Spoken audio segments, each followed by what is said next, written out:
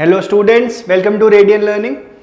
तो इस सेशन में हम आपका जो मेंटल एबिलिटी होता है, इस सेशन में हम देखने वाले हैं ऑड मैन आउट। अब ऑड मैन आउट क्या होता है, ऑड मैन आउट के क्वेश्चंस हमें किस तरह से देखने हैं कि सपोज अगर मैं यहाँ पे 4 आपके सामने ऑप्शंस रखता हूँ, if I write A B C and I write 7, तो आप यही बोलोगे ना कि सर 7 ही इसमें ऑड दिख रहा है, 7 ही ऑड दिख रहा है, मतलब 7 ही ऐसा है जो इन तीनों में कॉमन है और इसमें नहीं है। वो क्या बात है? Because all these three are letters, but 7 एक क्या होता है, 7 एक नंबर होता है। तो ये एक बेसिक सा एग्जांपल मैं आपको बताना चाह रहा हूं कि इस तरह से ऑड मैन आउट के क्वेश्चन आते हैं। ऑड मैन आउट में बच्चों देखिए थ्योरी कुछ नहीं होती है बहुत सारी, ठीक है, तो हम डायरेक्टली क्वेश्चंस पे आएंगे और क्या क्या वहां पे लॉजिक लग रहे हैं वो चीजें देखेंगे। तो आई होप आपको इस सेशन में बहुत मजा आएगा। But before coming to the session, I want to discuss a few things about these two books. If you're preparing for Jawahar Navodaya Vidyalaya entrance exam, this is a book that you must have. The reason I say that कि इसमें हमने सारी चीजें cover करी हैं students. इसमें हमने mental ability, arithmetic, आपके पैसेजेस, सारी चीजें इसमें है according to the latest syllabus of Jawahar Navodaya Vidyalaya. Plus we have also provided you QR codes. तो QR कोड से क्या हेल्प होती है? किसी भी क्वेश्चन का सॉल्यूशन अगर आपको नहीं समझ आता है, what you can do, you can scan the QR code and an educator like me or someone else will be there to help you out, और पूरा आपको वहां पे वीडियो मिल जाएगा। तो इससे ज्यादा और हम आपकी क्या हेल्प कर सकते हैं, राइट? फिर आपने इस बुक से प्रिपरेशन कर दिया। अब now why this book is important? You prepared, that was one part of the story, but you have to practise. आपको प्रैक्टिस बहुत करना पड़ेगा। एग्जाम में क्या होता है बच्चों, टाइम कम होता है, तो उस टाइम फ्रेम में कितने जल्दी हमें क्वेश्चंस करने, ये हेल्प आपको कहां से मिलेगी? इन प्रैक्टिस सेट से। तो प्रैक्टिस सेट में हमने क्या किया है कि प्रीवियस ईयर क्वेश्चंस भी सारे कवर किए और फ्यूचर ईयर्स में पेपर कैसे आ सकते हैं, we have covered each and everything. So I hope these two books are the best books available in the market. So what are you guys waiting for? I think आज ही आपको ये दोनों बुक्स ऑर्डर करनी चाहिए, right? चलिए, अब आज का जो हमारा टॉपिक था, एंड बेस्ड ऑन दैट हम फर्स्ट क्वेश्चन देखते हैं। अब फर्स्ट क्वेश्चन में हमें ऑड वन आउट ढूंढना है। तो क्या कॉमन दिख रहा है, क्या कॉमन दिख रहा है? देखो आप समझना कि there is a circle, there is a square and there is a triangle. तो सर्कल है और ट्रायंगल और सर्कल जहां पे जो इंटरसेक्टिंग पार्ट है वहां पे पॉइंट लगा हुआ है, और स्क्वायर और सर्कल जहां पे इंटरसेक्ट हो रहे हैं that area is shaded. Same यहां पर भी हो रहा है कि स्क्वायर एंड सर्कल जहां पे इंटरसेक्ट कर रहे हैं that area is shaded, and the same thing is happening in this option D.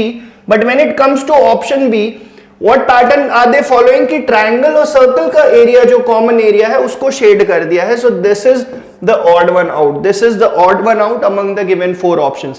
ये छोटी छोटी बारीकियां आपको देखनी पड़ती हैं बच्चों, ठीक है? जैसा मैंने आपको अभी पिछले ही स्लाइड में बुक्स के बारे में बताया, तो उन दोनों बुक्स में आप देखेंगे स्टडी गाइड में आपको ऐसे बहुत सारे क्वेश्चंस मिलेंगे प्रैक्टिस करने के लिए। These are just a few of them. We have a plethora of questions in those book, right? Now, again जब आप mental ability या reasoning की बात करते हो, तो A से Z तक, A, B, C up to Z, A से Z तक बच्चों आपको हर अल्फाबेट की पोजीशन पता होनी चाहिए, ठीक है? कि A 1 होता है, B 2 पे होता है, C 3 पे होता है। अगर आपको नहीं पता है तो आज ही आप अपने कॉपी में इस चीज को पेन डाउन करिए कि A की पोजीशन क्या है, P की पोजीशन क्या है, M की पोजीशन क्या है, पूरा ऑर्डर लिखिए और उसे याद करने की कोशिश करिए, ठीक है? अब S के साथ 19 लिखा है, S की पोजीशन 19 होती है, हाँ बिल्कुल होती है। U की पोजीशन होती है 21। अगर हम लेफ्ट टू राइट में बच्चों गिनने जाएंगे तो U की पोजीशन होती है 21, T होता है 20 पे, तो U के साथ 20 लिखा है, इसलिए this is odd one out. Y is 25, आपको पता है Y के बाद Z आता है, Z is in the 26th position, so Y is in the 25th position, so this is correct, and W is also at the 23rd position। तो किया क्या है, अल्फाबेट लिखा है और जो उसकी पोजीशन है वो उसके सामने लिख दी है। बट इस ऑप्शन में, ऑप्शन बी में वो चीज फॉलो नहीं हो रही है। U की पोजीशन होती है 21, उसके साथ 20 लिखा हुआ है, so this option B is the odd one out, right? Coming to the third question. अब थर्ड क्वेश्चन में बच्चों देखिए क्या पैटर्न फॉलो हो रहा है। 3 ऑप्शंस ऐसे होंगे जिनमें पैटर्न फॉलो हो रहा होगा, एक ऑप्शन ऐसा होगा जिसमें पैटर्न फॉलो नहीं हो रहा होगा। तो वो क्या चीज है देखते। देखिए इसमें एक ट्रायंगल बना हुआ है, अंदर 2 डॉट्स हैं और बाहर कितने डॉट्स हैं? The number of dots outside the triangle is equal to the sides of that figure. तो इस फिगर के कितने साइड है? 3 साइड है, तो हर साइड पे एक एक फिगर है, ठीक। अब यहां पे पेंटागन बना हुआ, what is a pentagon? Pentagon is a figure which has 5 sides. Pentagon बना हुआ है, अंदर 2 डॉट्स हैं और बाहर जितने पेंटागन में 5 साइड्स होते हैं तो 5 डॉट्स है। Similarly in option C there is a square, 2 dots are inside the square and the number of dots outside the square is equal to the number of sides। तो भाई 4 dots है, but यहां पे ये 4 sided figure है, trapezium जैसा दिख रहा है, तो इसमें 2 कमी है। एक तो अंदर एक डॉट होना चाहिए था, एक डॉट यहां पे होना चाहिए था, which was missing, and that is the reason I am saying that this option D is your odd man out for this question, right? So I hope you guys now understand कि odd man out के questions किस तरह से करते हैं। Moving to the next question, again जो मैंने आपको बोला बच्चों की अल्फाबेट की आपको पोजीशंस पता होनी चाहिए कि A 1 पे होता है, 2 पे B होता है, 3 पे C होता है, उसी पे बेस्ड ये क्वेश्चन है, ठीक है। M 13 पे होता है, that is absolutely correct. W is at 23, that is also correct. J की पोजीशन 10 होती है, that is also correct. But E की पोजीशन बच्चों, E की पोजीशन होती है 5, तो 5 की जगह वहां पे 20 लिखा है। That is the reason I am saying your option C is the odd man out. Option C is the odd man out because the other alphabets were written along with their positions. But E की position यहाँ पे गलत लिखी हुई है, 5 लिखा होना चाहिए था, बट एग्जामिनर ने वहां पे 20 लिखा है और आपको मौका दिया है कि आप एग्जाम में अच्छा स्कोर कर सके, ठीक है। तो ये चीजें सीखो, ये चीजें आप जितनी सीखोगे उतना अच्छा आप अपने जवाहर नवोदय विद्यालय एंट्रेंस एग्जाम में कर पाएंगे। चलिए ये बताइए इसमें कौन सा आपको ऑड वन आउट दिख रहा है, इसमें कौन सा ऑड वन आउट दिख रहा है? चलिए जल्दी से बताइए। ये तीनों क्या है? All these 3 are electrical devices. ये तीनों इलेक्ट्रिकल डिवाइसेस हैं, इनको चलाने के लिए इलेक्ट्रिसिटी की जरूरत है। बट ये किसी को पोस्ट कार्ड भेजना, एनवेलप भेजना, लेटर लिखना, it does not require any of the electronical devices, so that is the reason this option D is your odd man out, right? So ये इस क्वेश्चन में option D was the odd man out. Moving to the next question. Next question तो बता दो यार, मुझे नहीं लगता इसमें कुछ भी खास है। बता दो बच्चों, इसमें कुछ भी खास दिख रहा है आपको? आप देख सकते हैं बच्चों कि हर ऑप्शन में क्या है, एक ही एरो ऐसा है जो नीचे की तरफ है, जैसे ये वाला, ये वाला, ये वाला। But when coming to option D we can see that there are 2 arrows जो कि नीचे बने हुए हैं। So that is the reason I am saying that your option D is the odd one out, ठीक है। इससे आपकी मेंटल स्किल्स, आपकी लॉजिकल स्किल्स बहुत डेवलप होंगी इन तरह के क्वेश्चन से। तो ये सीरीज जो हम लाए हैं ये इसीलिए लाए हैं, ठीक है। चलिए ये क्वेश्चन आंसर करते हैं। इसमें देखते हैं कि which of the following is the odd one out among the given options A, B, C, D। देखिए फर्स्ट में ये जो लोब्स हैं ये बाहर की तरफ बने हुए हैं, सेकंड में भी आप देख सकते हो बाहर की तरफ बने हुए, थर्ड ऑप्शन में भी ये बाहर की तरफ बने हुए। बट इन ऑप्शन डी ये लोब्स जो है कैसे बने हुए, अंदर की तरफ, कुछ ऐसा। मतलब ड्राइंग तो ऑब्वियसली आप लोगों को पता है कि मेरी ड्राइंग अच्छी नहीं है, but what I am trying to say is कि option D is the odd one out because lobes इसमें इनसाइड हैं। Other 3 options में the lobes are outside the actual figure, so that is the reason your option D is the odd one out in this question. Coming to the next question, इस पे भी आप नजर मारिए, 2 second लीजिए, 5 second लीजिए, 10 second लीजिए, but make sure कि जब आप आंसर करें तो करेक्ट आंसर करें। और इसमें मैं देख पा रहा हूं, देखिए ट्राइंगल्स बने हैं। How many triangles are there? There are 5 triangles. फिर स्टार बना हुआ है, so there are 5 stars. Then there is a 4-sided figure, quadrilateral है, इसमें भी 5 बने हुए हैं। But when it comes to option A, straight lines बनी हुई हैं, but कितनी straight lines है? 2, 3, 1. That means it has a total of 6 straight lines. बाकी options में क्या pattern follow हो रहा था बच्चों कि there were 5 identical figures. But in option A there are 6 identical figures. So that is the reason I am saying that your option A was the odd one out. Next question देखिए और बताइए मुझे क्या इसमें दिख रहा है, आपको क्या दिख रहा है, ठीक है। मैं थोड़ा सा, आपको लगता होगा कि मैं सेशन थोड़ा जल्दी कर देता हूं, मैं इसीलिए जल्दी करता हूं। मैं जानता हूं अभी आप लोग छोटे बच्चे हैं, मगर आप थोड़ा अपने दिमाग पे और स्ट्रेस डालेंगे, स्ट्रेस नहीं डालेंगे बट लॉजिकल थिंकिंग डेवलप करिए, लॉजिकल थिंकिंग डेवलप करिए, आपको बहुत हेल्प करेगा, not only in your JNV exam but also for your future exams. तो in this option you can see that there is an angle of 90 degree.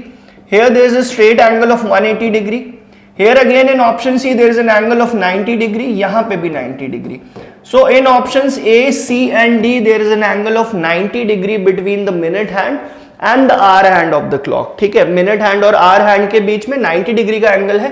But when it comes to option B, the angle is 180 degree. So that is the reason I am saying your option B is the incorrect option, is the odd one out, right? So that was your question number 10.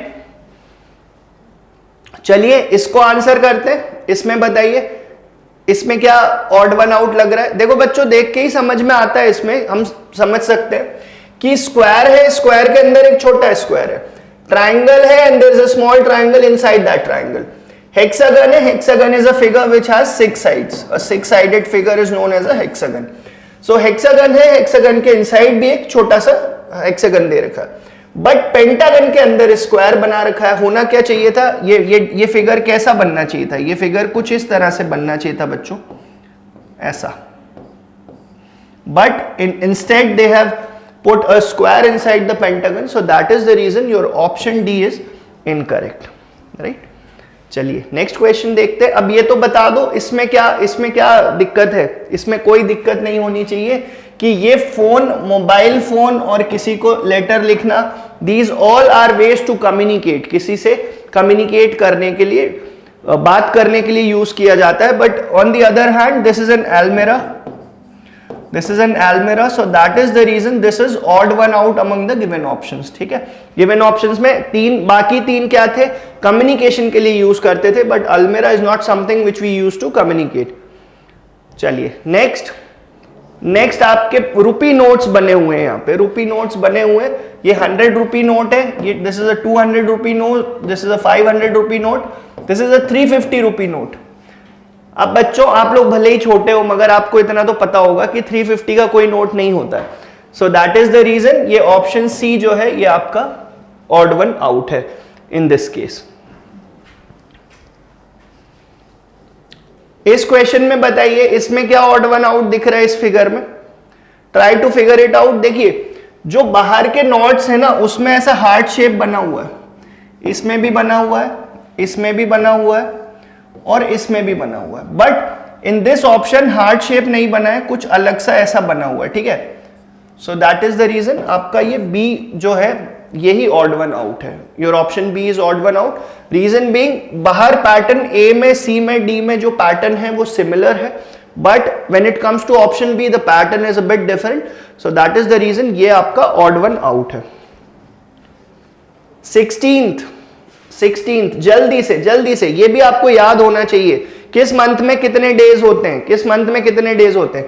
अगर ये चीजें आपको याद नहीं है, अगर आपको लगता है कि मैं बहुत जल्दी कर रहा हूं, आपको चीजें समझ नहीं आ रही, तो again I will come to the point कि भाई आप वो बुक परचेस करिए. क्योंकि उस बुक में मैंने बहुत अच्छे से, हमारी पूरी टीम ने बहुत अच्छे से उसमें मेहनत करी है और बहुत एक चीज डिटेल में बताई है. ठीक है, चलिए तो फरवरी में कितने डेज होते हैं, 28 और 29 when it comes to leap year. March में 31 डेज होते हैं, दिसंबर में 31 डेज होते हैं, अक्टूबर में 31 डेज होते हैं. सो योर ऑप्शन ए. एग्जाम में क्या हो सकता है बच्चों, फरवरी की जगह अप्रैल दे दिया. ठीक है, तो पैटर्न समझना है आपको. पैटर्न क्या फॉलो हो रहा है कि बाकी जितने भी ऑप्शंस हैं वो वही मंथ्स लिखे हुए हैं which have 31 days. But one of the options ऐसा है जिसमें 31 डेज नहीं है. आइदर 30 डेज हो सकते हैं, 28 डेज हो सकते हैं, 29 डेज भी हो सकते हैं. ठीक है, चलो नेक्स्ट क्वेश्चन देखते हैं. इसमें बताइए क्या एरर दिख रहा है. फिश बनी हुई है, बहुत ध्यान से ऑब्जर्व करिएगा क्या पैटर्न है. ठीक है, ये इतने आसानी से आपको पकड़ में नहीं आएगा, मगर अगर आप गिल्स देखेंगे, गिल्स ऐसे बने हुए हैं. ठीक है, इसमें गिल्स ऐसे बने हुए हैं. ठीक है, क्योंकि मुंह उस तरफ है. इसमें गिल्स कुछ इस तरह से बने हुए हैं. तो बताओ किसमें सही गिल्स किसमें दिख रहे हैं आपको. इसमें करेक्ट है, इसमें करेक्ट है, इसमें भी करेक्ट है. सिर्फ यही एक ऑप्शन है जिसमें गिल्स उल्टे बने हुए हैं. इसमें गिल्स उल्टे बने हुए हैं. So option C is the odd one out among the given options. ठीक है, अब ये बता दीजिए north, earth, west, south. North east होना चाहिए था, north east, west, south 4 direction हो जाते, बट ईस्ट नहीं लिखा है, क्या लिखा है, अर्थ लिखा है. So for that reason this is your incorrect option और this is the odd one out among the given 4. Reason being कि जो बाकी 3 हैं they are names of direction, but यहाँ पे 4th जो है वो तो प्लैनेट का नाम लिख दिया, अर्थ लिख दिया. So that doesn't make any sense and it makes it the odd one out. चलिए ये बताइए इसमें क्या दिख रहा है. This is I think a game of carrom or maybe some other board game. This is chess and this is ludo. So carrom, chess, ludo ये सब इंडोर गेम्स होते हैं और यहाँ पे बॉल बना हुआ है, तो कोई सा भी बॉल हो सकता है, ये फुटबॉल हो सकता है, वॉलीबॉल हो सकता है, बास्केटबॉल हो सकता है, but it is a outdoor sport. It is a outdoor sport, outdoor activity है. So that is the reason I am saying that option A is your odd one out. Option A odd one out क्यों है, क्योंकि बाकी तीनों board games हैं. Board games indoor games होते हैं और बॉल से रिलेटेड कोई भी खेल होता है तो वो हम घर के बाहर ही खेलते हैं generally, and it is an outdoor sport. इसमें बताइए आपको अल्फाबेट में वॉवेल्स और कॉन्सोनेंट अगर पता है तो you can figure it out very easily that which of the following options is the odd one out. So all these 3 are vowels. Vowels क्या होते हैं, there are 5 vowels in English language, A, E, I, O, U, right? और इसमें option A में Z है, तो Z ही हमारा ऐसा ऑप्शन है जो करेक्ट नहीं होगा. क्यों करेक्ट नहीं होगा, because Z is a consonant and the other 3 options are vowels, right? चलो नेक्स्ट क्वेश्चन देखते हैं बच्चों. इसमें बताइए इसमें क्या पैटर्न फॉलो हो रहा है, इसमें जरा देख के बताइए. इसमें अगर मैं पैटर्न देखने जाऊं तो ये जो लाइंस है ये कॉर्नर्स से निकल रही है, ठीक है, ये वर्टेक्स से निकल रही है. ट्रायंगल में भी ऐसे ही कुछ किया है, इस फिगर में भी ऐसे ही कुछ किया है, बट पेंटागन में क्या किया है कि साइड्स के बीच से बना दिया. बनना कैसा चाहिए था, ये बनना कुछ इस तरह से चाहिए था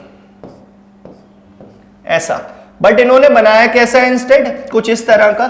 सो दैट इज द रीजन ये वाला ऑड फिगर है अमंग द गिवन ऑप्शंस.